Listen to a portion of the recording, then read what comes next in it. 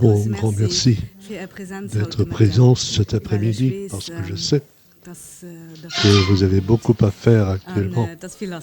Et maintenant, nous venons aussi avec les élections parlementaires, mais c'est effectivement le principal sujet de notre comité national de ce matin. C'est le premier de la rentrée pour le GBL pour cette année, et comme ça paraît logique, le principal sujet, c'était évidemment les élections politiques qui nous attendent et ce que nous avons à dire à ce sujet. Donc, les élections parlementaires nous attendent en octobre et le résultat nous préoccupe. Cela nous concerne de manière directe. Cela concerne tous ceux que nous représentons, nos membres, tous les salariés à Luxembourg. Cela concerne aussi les retraités, leurs familles. Et pour cette raison, pour nous, c'est important et c'est dans notre mission de faire en sorte que le GBL prenne une position par rapport au contenu politique qui existe. Nous sommes dans une situation de grandes incertitudes internationales et aussi nationales, des incertitudes économiques, mais aussi sociales et politiques. Et dans une telle situation, c'est encore plus important que l'on vote pour la bonne politique dans le sens de la population. Nous sommes le syndicat indépendant, donc nous sommes objectifs par rapport aux partis. D'ailleurs, cela figure dans nos statuts et nous en sommes fiers et nous insistons là-dessus, mais ça ne veut pas dire que nous sommes politiquement neutres. Au contraire, nous disons ce que nous pensons, nous avons une opinion politique, des revendications, nous avons des lignes rouges, nous avons des choses que nous souhaitons. Et vous êtes habitués à cela de notre part et nous le disons le cas échéant. Et dans cette situation, cela s'impose et c'est notre tâche de faire une analyse de ce qui nous est présenté, donc des programmes électoraux. Avant l'été, le GBL et son comité national ont rédigé leur programme. Nous l'avions fait dans un dossier de notre magazine actuel, nous l'avions présenté, et avec nos revendications et nos visions politiques sur les sujets qui nous concernent. Évidemment, il y a beaucoup plus à dire, mais quelque part, nous avons dû nous réduire aussi au niveau du texte pour ne pas aborder trop de sujets. Mais pour les principaux points, nous avons fait des déclarations. Puis, il y a eu l'été et les programmes électoraux. Nous les avons tous reçus et nous en avons fait une analyse. Et c'était un moment important pour nous. Aujourd'hui, au comité national de l'EGBL, nous avons fait une présentation entre ce que nous pensons, ce qui s'impose sur les différents points et ce que les partis politiques expriment à ce sujet. Et donc, nous avons vraiment fait une analyse détaillée sur les principaux sujets pour le syndicat, pour ce que les différents partis disent. Je l'ai déjà dit plusieurs fois, parfois on pense que les partis disent la même chose, surtout si on regarde les affiches dans les rues. Mais si on lit les programmes dans le détail, on voit quand même qu'il y a des mondes de différence entre les positions des uns et des autres. Et là, c'est notre mission de relever ce que les uns et les autres ont à dire à ce sujet. Donc, nous avons établi un dossier que vous avez devant vous. Vous l'avez reçu en avant-première et il sera publié avec notre magazine actuel et sera envoyé à tous nos membres et aux délégués dans les entreprises. Donc tout le monde pourra se faire une image de ce qu'il juge bon ou moins bon avant le 8 octobre. Donc, nous en avons fait un résumé et dans les prochains jours, ce document va se retrouver dans les boîtes à lettres. Mais vous voyez donc que c'est un document important et nous avons dû nous réduire à différents sujets. Évidemment, il y a les sujets classiques pour les syndicats, mais aussi la question du droit du travail, le temps de travail, la réduction du temps de travail, la sécurité sociale, la santé, la politique fiscale, la crise du logement, l'écologie, etc. Vous voyez tout cela dans votre document. Et nous avons essayé de comparer chapitre par chapitre ce que dit l'OGBL et ce que disent les partis. Maintenant, ce qui est clair, et je pense que c'est important, nous n'avons pas fait de recommandations électorales, nous ne le faisons pas ici non plus. Nous ne disons pas voter pour telle ou telle personne, tel ou tel parti, nous disons voilà les contenus qui nous tiennent à cœur et qui sont importants pour défendre les intérêts des gens et aussi pour nous permettre d'avancer dans l'esprit de la population. Maintenant, si nous prenons le document, vous voyez qu'il y a beaucoup d'informations. Nous avons une petite introduction pour expliquer que cela nous intéresse, ce qu'on dit, et que c'est un moment important pour nous. Et nous relevons que même si nous n'avons pas fait de recommandations électorales spécifiques, nous avons quand même de fortes réserves par rapport à de nombreuses déclarations, du moins de la part d'un parti, le ADR, et nous mettons en garde ici face à des déclarations faites dans le programme électoral qui sont xénophobes ou aussi où on utilise des sujets pour, encore une fois, discuter contre les intérêts des salariés à Luxembourg, des gens qui habitent ici ou qui viennent d'autres pays. Et il en est un peu de même pour les programmes électoraux des libertaires, où nous avons aussi vu toute une série de tendances dangereuses quant à leur contenu. Vous pouvez le lire dans le détail. Pour le reste, nous avons fait une analyse de tous les partis, à l'exception d'un seul parti. Là, je dois m'excuser, c'est le Parti communiste, mais bon, nous leur avons expliqué, leur programme électoral n'était pas encore rédigé, et nous avons quand même un renvoi dans notre documentation.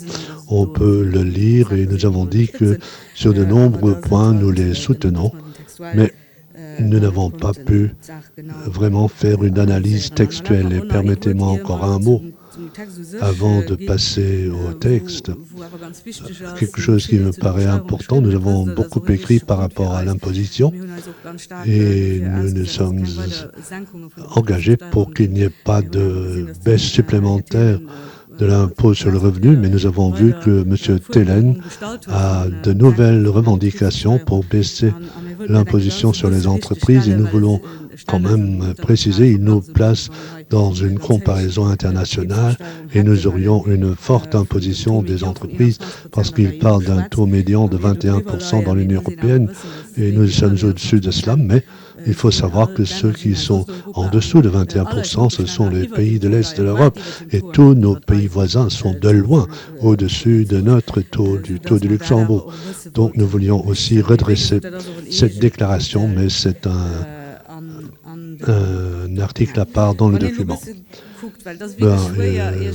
Bon, c'est difficile, d'ailleurs, je ne vais pas vous expliquer ce papier pendant des heures, mais si on essaye de faire un résumé pour savoir qui dit du bon et qui dit du mauvais, on peut dire peut-être qu'il y a différents sujets où le GBL apprécie qu'il y ait des changements dans les déclarations politiques et où nous sommes contents qu'on nous ait écoutés. Le grand classique, vous le savez, c'est évidemment la question de l'index. Et il y a plus d'un an, nous étions concernés par une manipulation de l'index et maintenant les mêmes partis, ou presque tous les partis disent aujourd'hui nous voulons respecter le mécanisme de l'index et nous ne voulons pas toucher au système luxembourgeois.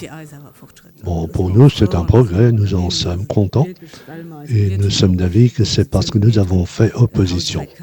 Et cela nous permet aujourd'hui d'avoir une acceptation du système et c'est tant mieux. Évidemment, il faut faire suivre les paroles par des actes et nous continuons à nous battre pour que l'index ne soit pas manipulé ni reporté ou plafonné. C'est un instrument important du modèle social luxembourgeois. Et vous connaissez toutes ces positions. Donc nous approuvons cela, à l'exception toutefois de 2 partis qui continuent à s'exprimer pour l'index plafonné, le Focus et les Pirates. Tous les autres partis sont pour le système. Même chose, si nous disons, c'est bon, là, il y a un changement d'opinion au niveau de la politique fiscale, le sujet de la progressivité, vous savez que c'est un sujet pour l'OGBL, et depuis longtemps. Et depuis longtemps, nous exigeons que le barème fiscal soit adapté à l'inflation, parce qu'avec le phénomène de la progression froide, nous avons une perte au niveau du pouvoir d'achat pour tout le monde un peu. Et dans les premières tripartites de cette mandature,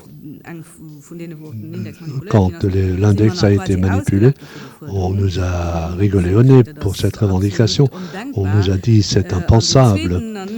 Et dans les deuxième et troisième, ou dans les tripartites suivantes, on a dit on ne va certainement pas le faire, mais dans la dernière tripartite, nous avons eu une adaptation partielle du barème.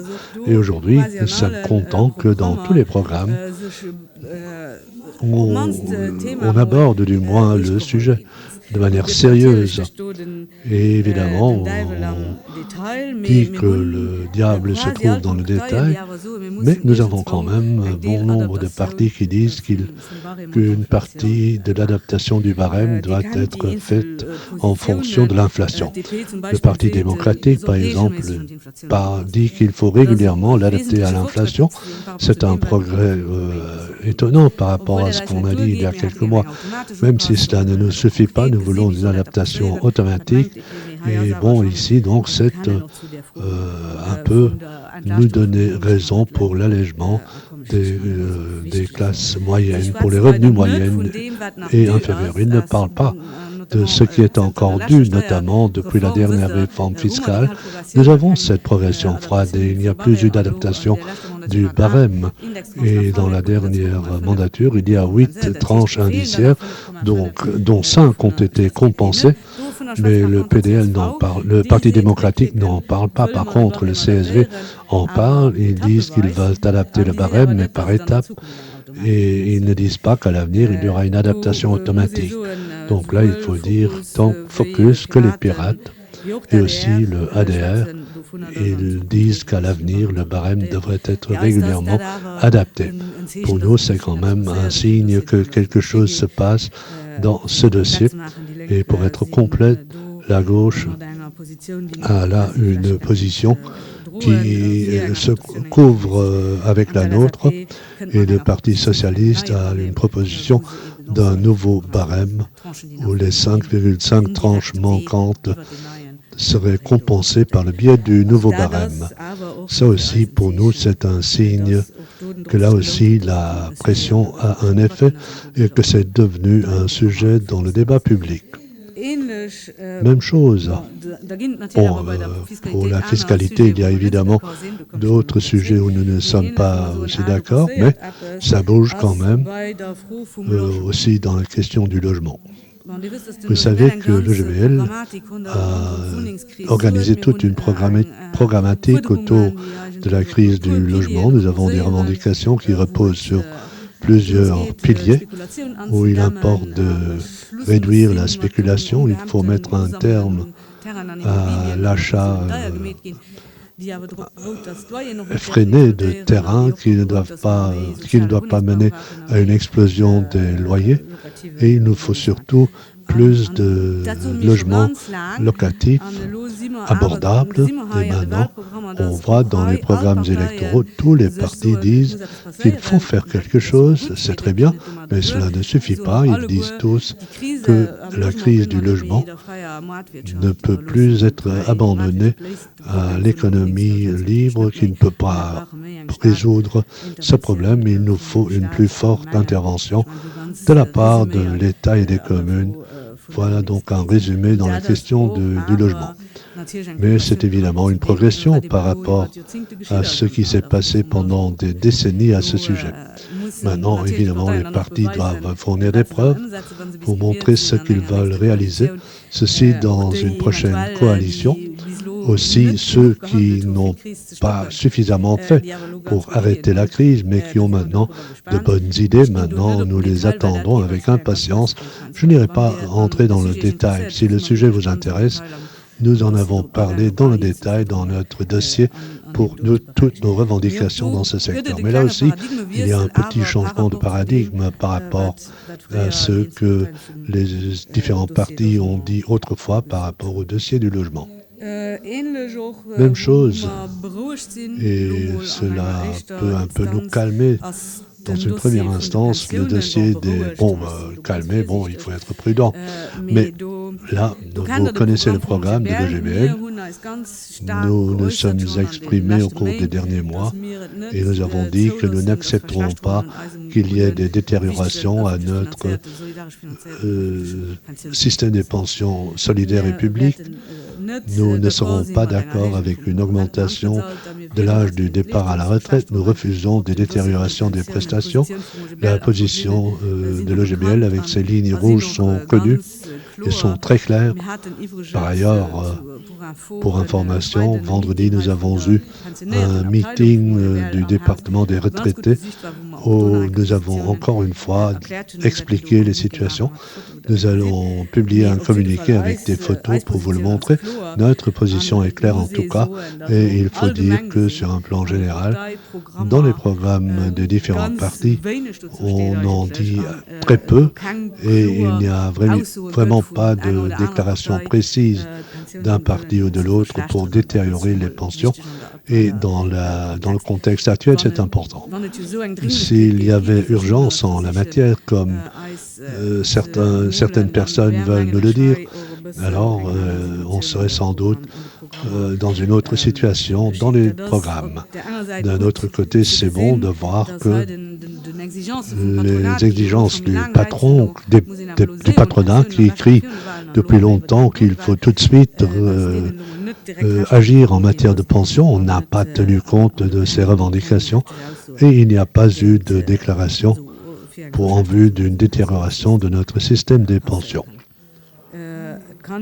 Évidemment, on peut dire que c'est bon que différents partis s'expriment pour prendre une initiative du côté des recettes, le cas échéant, pour trouver des solutions, et qu'on parle aussi au niveau de différents partis d'une cotisation sur les revenus sur le capital, le cas échéant, tant les Verts que le LSAP s'expriment en faveur de cette possibilité dans leur programme.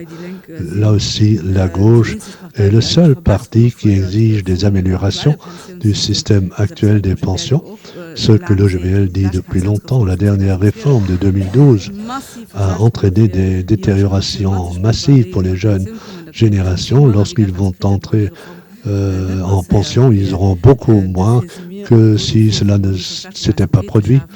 Donc, il faut aussi faire quelque chose sur la pension minimale pour améliorer donc le système plutôt que de le détériorer. Donc, cela aussi, c'est réconfortant. Maintenant, c'est un peu comme si nous étions satisfaits de tout. Mais maintenant, je vais vous dire tout ce où nous disons que ça ne va pas à nos yeux. Je dirais que je commence avec un chapitre important pour nous et qui est peut-être toujours un peu abstrait, c'est la question des conventions collectives. Il est clair que le syndicat se bat pour de bons salaires, c'est une position partagée par la population, mais si nous voulons de bons salaires, la convention collective est l'instrument par excellence pour obtenir des salaires corrects et bons. Maintenant, nous avons une loi qui est totalement dépassée et qui ne correspond plus à la réalité des entreprises à Luxembourg. Depuis des années, nous demandons une réforme de la loi sur les conventions collectives qui est absolument nécessaire d'ailleurs dans le programme de coalition de l'actuel gouvernement. On nous l'a promise, mais bon, il y a eu la pandémie et d'autres problèmes, mais on n'a même pas commencé les discussions. Et nous avons regretté cela. Pour cette raison, nous disons qu'en fait, il n'y a pas d'excuses et le sujet doit être abordé parce qu'il est en relation avec de nombreux autres sujets. Évidemment, avec la question des salaires, mais aussi avec la question des temps de travail. Si nous voulons parler de réduction du travail, si nous voulons parler d'organisation du temps de travail, ce n'est possible qu'avec de fortes conventions collectives. S'y ajoute que l'Europe nous dit cela aussi. Il y a une directive européenne qui dit que les États membres devraient, jusqu'à novembre 2024, mettre en pratique un plan d'action concret en vue d'avoir plus de conventions collectives. Il vise une couverture de 80% des entreprises qui devraient avoir une convention collective. Nous sommes arrivés à 50, donc il y a des retards à combler. Et nous avons besoin de plus de conventions collectives sectorielles, pas seulement par entreprise, mais aussi pour des secteurs entiers. Cela pourra assurer les conditions de travail et de salaire de la population. Pour nous, c'est un point important.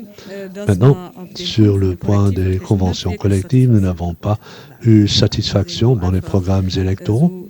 Il faut le dire ainsi. Pour la directive européenne, il n'y a qu'un seul parti qui s'y réfère, à savoir les pirates. Une réforme légale, ni le Parti socialiste, ni le Parti démocratique ne la prévoient, parce que ce sont quand même deux partis du gouvernement qui en ont beaucoup parlé avec nous, qui savent à quel point cela nous tient à cœur. Nous l'avons dit constamment dans le comité permanent du travail et de l'emploi. Le LSAP veut plus de conventions collectives, ils ont des idées, mais ils ne disent pas que la loi doit être améliorée. La gauche est pour une réforme de la loi sur les conventions collectives. C'est une bonne chose et c'est une nécessité. Le CSV s'exprime aussi en faveur d'une révision des dispositions légales. Mais là, il faut voir un peu dans le détail pourquoi. Là, c'est surtout avec l'argument pour discuter et flexibiliser le temps de travail, ce qui nous déplaît. Mais on va quand même dans une direction d'avoir plus de conventions collectives. Les Verts sont très vagues et n'en parlent pas beaucoup, et le DP n'en parle pas du tout. Mais là, j'y reviendrai. C'est donc un peu une mauvaise note pour quasiment tous les partis, avec quelques exceptions. Et c'est un sujet important parce que de cela dépendent beaucoup de choses. Et puis nous voilà arrivés à tout ce qui y est rattaché. D'un côté, la question de la réduction du temps de travail. Cela aussi, c'est un sujet politique. Et je rappelle que la réduction du temps de travail pour l'OGVL est dans la programmatique depuis toujours. La question de la réduction du temps de travail est aussi vieille que le mouvement syndical. Et donc, c'est notre sujet. Nous sommes toujours demandeurs à ce sujet. Et par les temps qui courent, nous sommes d'avis qu'il faut s'attaquer au sujet. Nous sommes pour une 6e semaine de travail, de congé, et une réduction légale du temps de travail. Voilà le cadre dans lequel nous bougeons. Cela voudrait dire qu'effectivement, nous avons besoin d'une loi qui dit on va travailler autant d'heures en mois. Et puis, il y a toujours la question de savoir comment ça peut fonctionner. La situation est différente dans toutes les entreprises, dans tous les secteurs. Là, nous disons, il faut que cela se passe grâce aux conventions collectives. Bon, c'est intéressant que tout le monde s'exprime par rapport à la question de la réduction du temps de travail, mais aussi longtemps qu'on ne peut pas le lier aux conventions collectives, ce sera effectivement un sujet très délicat. Vous connaissez les positions entre ceux qui y sont favorables, le LSAP et la gauche. Ils sont opposés, le CSV, le DP, l'ADR et le Focus. Les Verts ne s'expriment pas à ce sujet, ni d'ailleurs les pirates. Voilà, on a tout dit à ce sujet. Nous sommes d'avis que ceci doit être discuté dans le dialogue social, mais il faut que cela soit décliné par les conventions collectives. Et puis, comme vous le savez, il n'y a pas que la question de la réduction du temps de travail, mais il y a aussi la question de savoir comment organiser le temps de travail. Et là, le patronat veut une plus grande flexibilisation. Et là, il faut mettre en garde, cela sonne très bien si on dit On peut travailler moins si cela vous arrange et travailler plus si on le veut. Mais ce n'est pas la volonté des salariés, mais cela dépend de la volonté de l'entreprise. Et c'est en contradiction totale avec une balance vie professionnelle, vie privée. Et donc c'est contraire à notre position en ce qui concerne le temps de travail.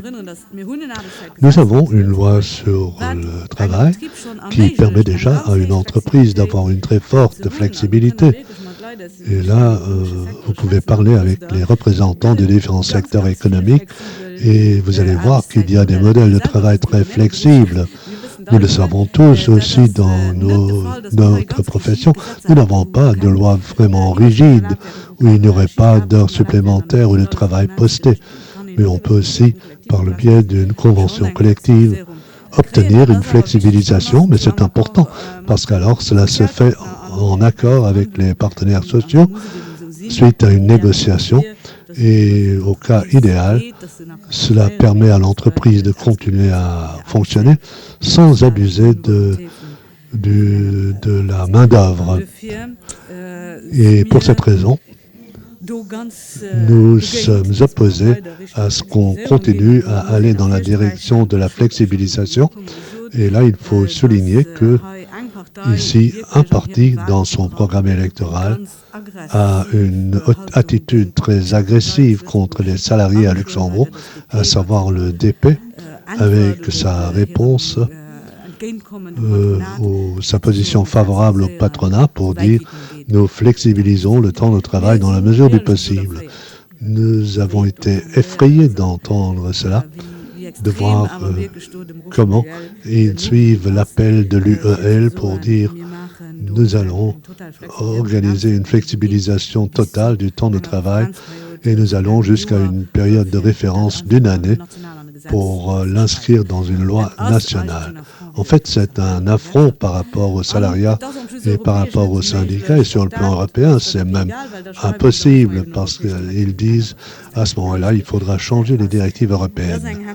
C'est une position agressive et nous disons que cette idéologie néolibérale, vraiment, est pour nous absolument à refuser. C'est une ligne rouge qui a été dépassée. Et là, nous rappelons encore une fois notre position. Pour ce que disent les autres partis, bon, ils parlent peu de la loi sur le travail, en fait. Puis il y a toute une série de chapitres sur le droit du travail dont je vous fais cadeau, sinon ce sera trop long. Mais évidemment, ces chapitres ne sont pas moins intéressants ou importants, mais c'est pour des raisons de temps. Bon, le télétravail, le droit à la déconnexion, mais aussi la formation professionnelle continue et dans le changement structurel que nous avons au niveau du monde du travail. C'est un sujet où il faut voir ce que disent les uns et les autres. Finalement, il y a la protection de l'emploi, tout le volet du droit du travail pour les entreprises où ça fonctionne moins bien, la loi sur le maintien dans l'emploi, la loi sur les plans sociaux, les faillites, toutes ces questions pour savoir comment on peut sécuriser l'emploi des salariés, comment lui donner une véritable protection, comme le veut d'ailleurs le droit du travail pour protéger les salariés. Donc là, je vais être un peu plus rapide et vous savez quand même que nous avons des chapitres entiers à ce sujet. Puis je clôture avec le dossier fiscalité où j'ai distribué une bonne note, mais il n'y a pas que du bon à raconter. La question du barème fiscal reste mitigée. Je ne dis pas que tout ce qui est dit est bon, mais nous avons quelque chose qui se passe. On sent qu'une réflexion est arrivée. Il faut que quelque chose se passe. Tous les partis ne suivent pas à 100%, mais nous allons les convaincre. Oui, c'est quand même un peu plus compliqué pour la justice fiscale, en fait, parce qu'elle ne se trouve pas seulement dans la question de la progression froide. Puis nous avons la question de la justice du barème pour les personnes physiques.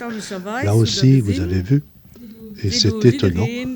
Tout le monde, ou presque, dit que les petits et moyens revenus doivent être soulagés. C'est déjà un nouveau ton qui n'a pas été partagé aussi unanimement par le passé, mais c'est une bonne chose. Mais cela s'arrête là. Et là, on peut peut-être brièvement, parce que c'est important, regarder les différents partis. Le LSAP propose un nouveau barème fiscal qui, à première vue, paraît très sympathique.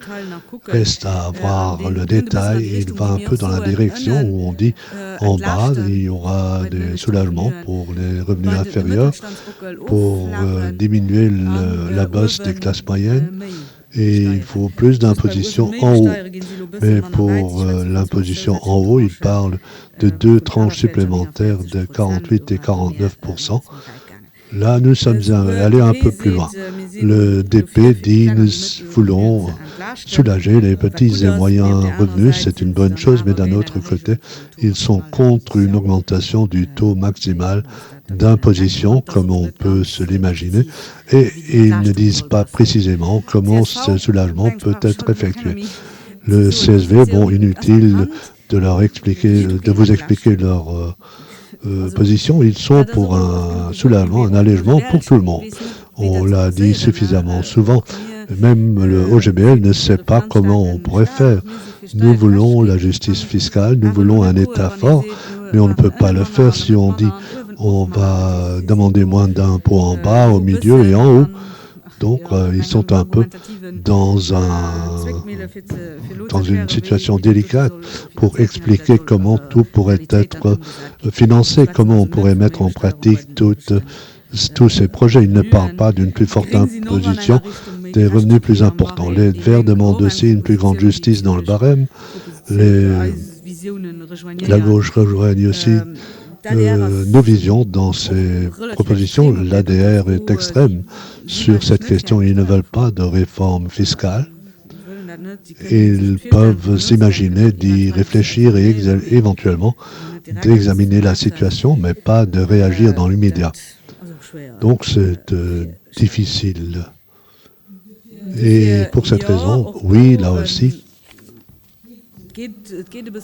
ça va un peu plus loin. Il y a quelque chose qui se passe au niveau des réflexions des différents partis, mais ça ne va pas assez loin et tout le monde n'est pas encore arrivé au bon niveau. Puis il y a la grande question de l'impôt sur la fortune, on en a déjà beaucoup parlé, et moi je serai brève à ce sujet. Là, on sépare la bonne graine de l'ivraie, les uns sont pour, les autres contre, et nous sommes d'avis que les inégalités dans la société et les inégalités au niveau du patrimoine et des propriétés ne font que s'approfondir et les écarts augmentent. C'est aussi le cas à Luxembourg. C'est du poison pour une société, pour une démocratie. Il y a là un risque d'avoir des tendances dangereuses. C'est un poison pour la solidarité des gens. Et là, nous sommes dans une spirale infernale. Si nous ne parvenons pas à réussir une imposition plus juste aussi entre ceux qui ont moins et ceux qui ont vraiment énormément de fortune. Et pour cette raison, nous sommes pour l'impôt sur la fortune, le LSAP et la gauche aussi, et le CSV, l'ADR sont contre, et le Parti démocratique aussi. Ce n'est pas surprenant, mais vous l'aurez appris. Puis, il y a encore une question essentielle pour les injustices, c'est l'imposition du capital et des travaux, mais je vais m'arrêter par là. Et c'est un sujet essentiel. La CSL a aussi publié une note intéressante à ce sujet. Dans les pays de l'OCDE à Luxembourg, nous sommes très mal placés pour ce qui est de la proportion des recettes fiscales et de l'imposition du travail et de l'imposition sur le capital. Nous sommes contents de lire que la gauche et les Verts aient une réponse positive par rapport à notre revendication. Le LSAP, la gauche, les Pirates et Focus sont aussi pour un impôt de compensation et le CSV et l'ADR sont d'un autre avis et pensent même que le revenu sur le capital devrait encore être moins imposé ou exonéré d'impôts. Et évidemment, ce n'est pas dans notre intérêt. Et pour l'impôt des entreprises, j'ai dit ce qu'il fallait dire. Il y a eu 2 baisses consécutives de la part du dernier gouvernement. Et là aussi, nous avons besoin d'un peu plus d'une situation plus correcte. Et là, vous connaissez aussi les positions des différents partis. Voilà. Donc, ce n'est pas facile de vous expliquer tout cela. Bon, j'ai essayé de résumer dans la mesure du possible sur les questions essentielles. Nous avons encore beaucoup d'autres sujets que je n'ai pas abordés du tout. Et bon, c'est quand même intéressant de voir parce que je pense que personne n'a fait une telle analyse des programmes pour les comparer. Et bon, je ne veux pas nous louer nous-mêmes, mais nous avons fait plus que les autres et nous avons voulu faire une analyse fondée et nous avons vraiment voulu voir ce qu'ils disent de manière concrète. Et nous souhaitons tous que ce soit une aide pour nos membres lorsqu'ils vont faire leur choix dans les cabines électorales et nous espérons que ce sera une aide pour nous tous aussi dans l'analyse des réalités politiques de part et d'autre. Et je pense que c'est important aussi pour les futures négociations de coalition. Nous devrons voir rapidement réagir et dire où on doit placer les accents. Voilà. Donc c'était un long comité national ce matin et vous voyez que c'était vraiment le point principal de notre comité national de ce matin. Cela a pris beaucoup de temps et c'était quand même un bon exercice. Il y avait un grand consensus dans la salle. Nous avons fait une lecture commune de la situation. Et nous n'avons toujours pas de recommandation électorale en faveur d'un parti. Nous avions encore au programme la préparation de nos propres élections parce que bon, après les élections, c'est avant les élections pour nous. Et si vous pensez tous qu'il y en a marre des affiches électorales, alors nous viendrons en mars 2024, nous aurons des élections sociales. Et ce n'est pas le moment d'annoncer quelque chose en grande pompe, mais nous sommes déjà en train d'assurer nos préparations. Nous établissons nos listes, nos programmes et notre matériel, etc. Cela aussi, c'était un point important. Ah oui, pardon, j'ai failli oublier. Ce matin, nous avons aussi, pour cela, vous ne le retrouvez pas dans cette brochure, nous avons aussi parlé de l'enseignement et par rapport à ce que disent les partis dans le contexte de l'enseignement. Cela ne figure pas ici dans la brochure. Vous connaissez le SEV qui écrit lui-même de nombreux textes et ils ont fait une analyse tout aussi détaillée de ce que disent les différents partis par rapport à leurs questions essentielles en matière de formation. Et le SEV a aussi, bon, Frédéric est là pour vous si vous avez des questions spécifiques. Là aussi, nous en avons parlé dans le détail ce matin. Sinon, si nous le faisons encore une fois ici, ce sera trop long. Mais Frédéric va répondre à toutes vos questions. Mais c'est très intéressant parce que c'est là où tout commence en matière de formation et pour les questions de l'enseignement. Et puis, nous avons finalement le comité national, nous l'avons clôturé comme toujours avec la situation dans les entreprises. Nous avons parlé des conventions collectives ou des conflits aussi qu'on a pu résoudre, des conflits qui se précisent. Permettez-moi 2 phrases par rapport aux problèmes les plus importants. Nous avons fait le point sur la Cargolux. Il ne faut plus beaucoup en parler. On en a tellement parlé dans la presse. Nous ne sommes jamais contents lorsqu'il faut grève. Nous souhaitons des solutions à la table de négociation, mais nous sommes contents en cas de grève d'obtenir un résultat positif Et ce matin, nous devons encore une fois remercier ceux qui avaient le courage de se soulever. Et bon, une grève, ce n'est pas normal à Luxembourg, ça ne se passe pas tous les jours. Mais ici, nous avons que d'une grande réussite, nous avons trouvé un bon accord. Si vous avez encore des questions à ce sujet, vous pouvez les poser.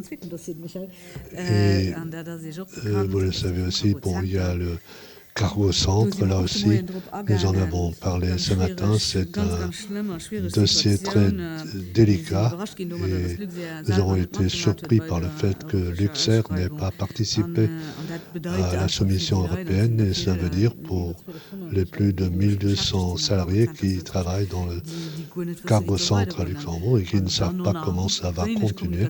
Et puis il y a très peu de communication de la part de la direction, il y a peu de messages réconfortants. Donc là aussi, il faut assurer des emplois, il faudrait les garantir et quand même, il faudrait aussi assurer les acquis, assurer leur avenir et leur position. Dès lors, nous devons de nouveau nous battre parce que nous n'obtenons pas vraiment les moindres assurances de la part de la direction. C'est la raison pour laquelle nous irons dans la rue et nous aurons un piquet de manifestation le 29 à 8h30, rassemblement devant l'hôtel Ibis où le syndicat aviation va manifester pour l'aviation. Nous avons aussi un conflit chez Coca-Cola, vous le savez. Et là, Coca-Cola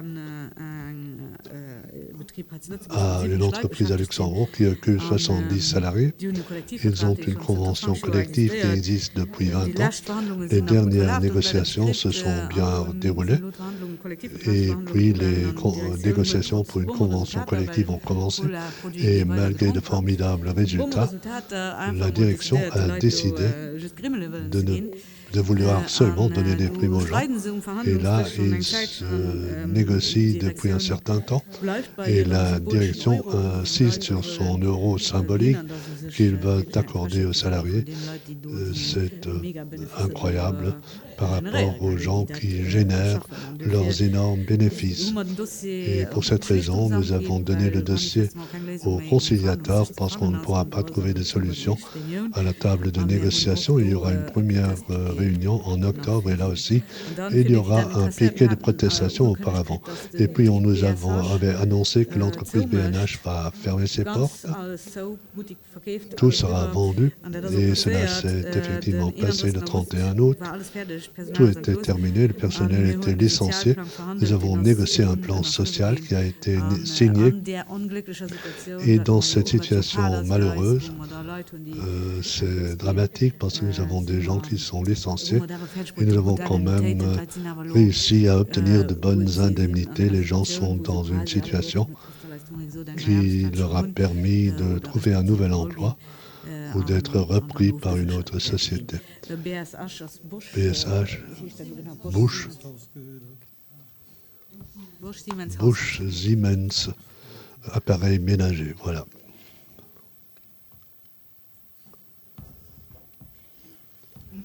Et puis, encore une dernière convention collective que nous sommes en train de négocier. Ce n'est pas tous les jours, c'est celui du transport des marchandises, donc des camionneurs. Et là, rien ne s'est passé depuis longtemps, de manière concrète depuis 2011. Donc là aussi, nous avons des revendications salariales sérieuses pour les camionneurs. Et cela ne semble pas comme si la Fédération des patrons voulait nous donner satisfaction. Mais là, nous vous donnons le message aujourd'hui. Les négociations commencent et nous allons vous tenir au courant. Voilà pour les dossiers les plus importants. Beaucoup d'autres choses ont été dites, mais ceci devrait être suffisant pour cette conférence de presse. Je vous remercie de votre patience et je regarde si je n'ai rien oublié d'important. Vous pensez toujours que c'est une conférence de presse très longue, oui, mais à chaque fois que nous quittons la salle, nous disons, voilà, nous avons oublié ceci ou cela, etc. Voilà.